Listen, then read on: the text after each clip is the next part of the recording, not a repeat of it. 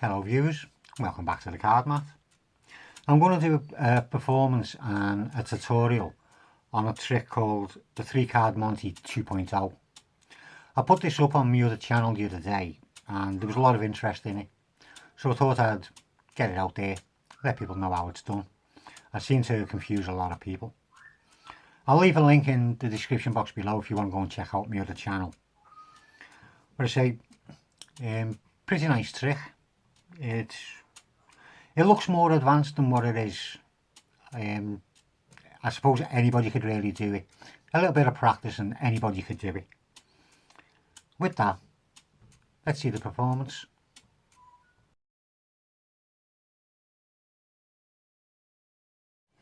Right, the 3 Card Monte. You all know the 3 Card Monte. Surely you have all heard of the 3 Card Monte.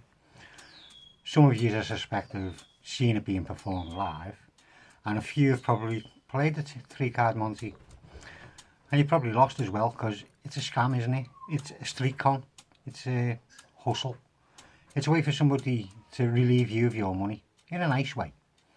But yeah, it looks so simple. 3 cards, how hard can it be? And you have a money card, in this case the Ace of Diamonds, and you have 2 contrasting cards, in this case King of Clubs and King of Spades. And all you do is mix the cards up while you keep your eye on the Ace of Diamonds. Once the cards are mixed, doesn't matter which card you pick, you're never going to pick the Ace of Diamonds, are you? You're always going to get one of the Kings, you can guarantee it.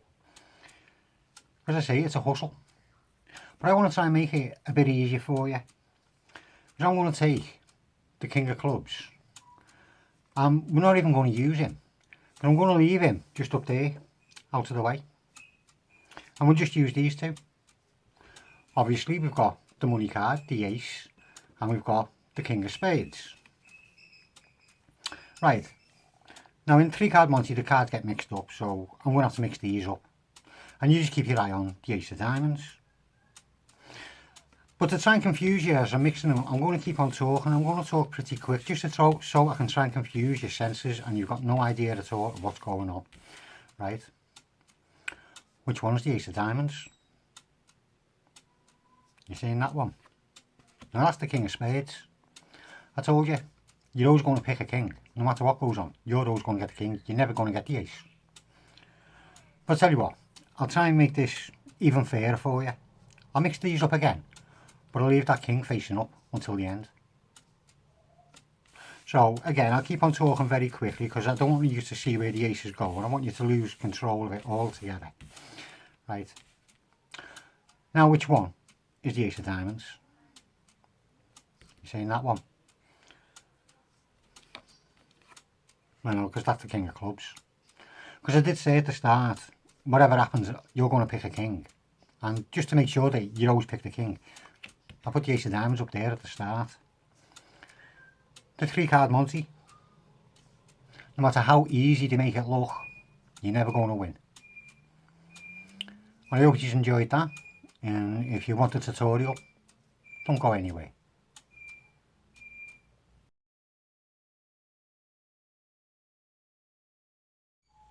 Well, I guess the ones who are still there enjoyed that, want to learn it. Right, here's your setup.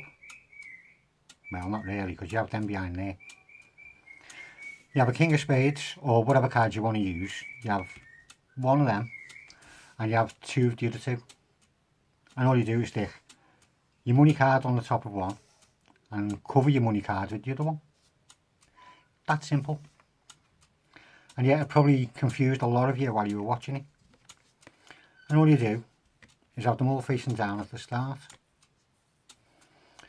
You go into whatever dialogue you want to about the 3 Card Monte, and then you show the cards. You say you've got the money card, then you just pick the 2 cards up together and put your finger into the back, just put a bend in them.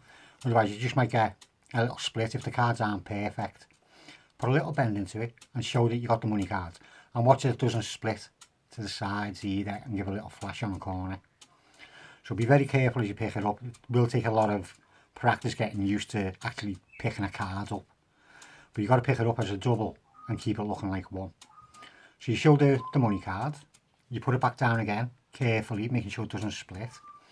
I keep the bend in it till I get the card down, and then just put pressure with my first finger as I let go. And that keeps the card in place when you let go, so it doesn't go like that sort of thing. Obviously that's exaggerated. So as I say, you show your money card.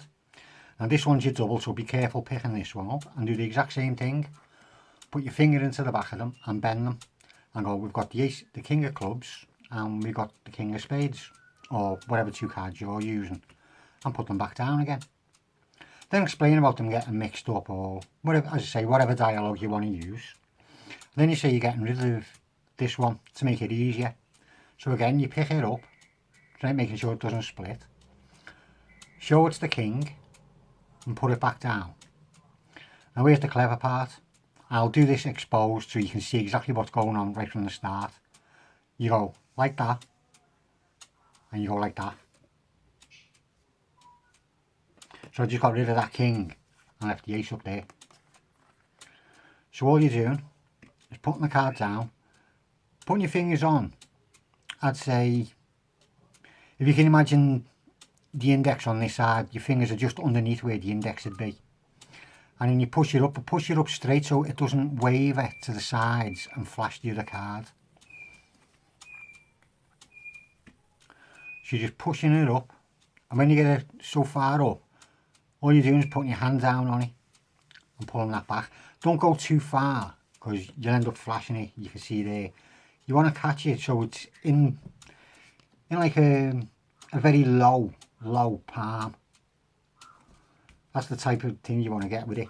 As that goes up, you're just catching it so that your hand's about there.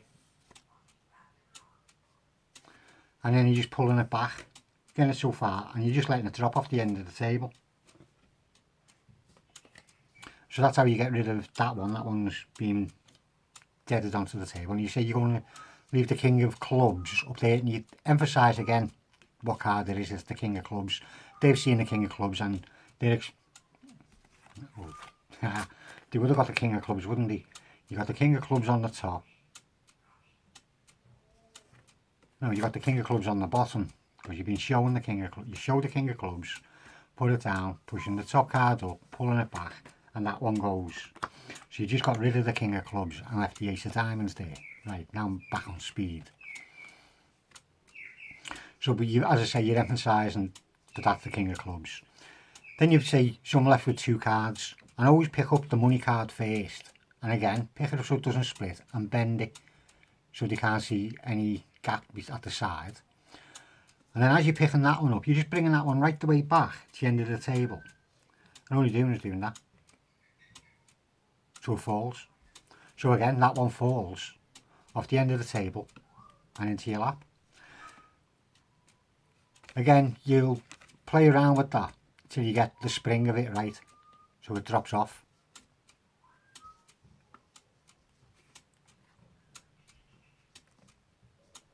And I say, oh, that's all you do. You just pick that up. You go, got the ace of diamonds, the money card, bring it to yourself, and it's gone. Showing the king of spades, and then you're just putting the two of them down. And from there, it's just kidology, because you've already got the two kings there. You say, keep your eye on the ace of diamonds. Now, there's two ways you can play this. You mix them up, and keep your eye on the ace of diamonds as you're mixing it up, so you know which one's the ace, or supposed to be the ace. It's going to be the king of clubs, which they think's up there. So the way I done it in the performance was I went, well, you picked that one, knowing that they would have picked that one, because with the mixing up, you would have seen where it went. You go, that's the ace of diamonds.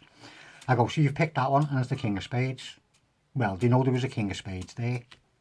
So they now definitely think that that is the ace of diamonds. So again, you mix it up, saying you're going to be fair.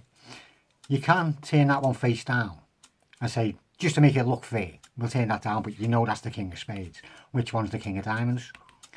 They're going to say that one now. You show the king of clubs, king of spades, and there's the ace. And that's the way I done it in the performance. You can, if you want to, cut it short. And which one's the ace of diamonds? That one. Okay. Now that's the king of clubs. Well, that was supposed to be in there. You go, well, that's the king of clubs. And you knew we had the king of spades here. It can only mean one other thing, that the ace of diamonds is up there. So I say there's two alternate endings to it that you can do. But there's no real moves to it. All you got to do is get used to pushing up and pulling back and gone. So obviously you need to be near the end of a table when you do this. It's no good if you're like over there somewhere and you got to go and put your hand about 3 miles back. So you want the card set up near the end. Should have said that at the start, but I suppose you would have worked that out. Well, I hope you enjoyed that, and I know you can all do it. It does look a very advanced trick, but as I say, there's no real bad sleights in it. Have fun with it, and I'll see you later.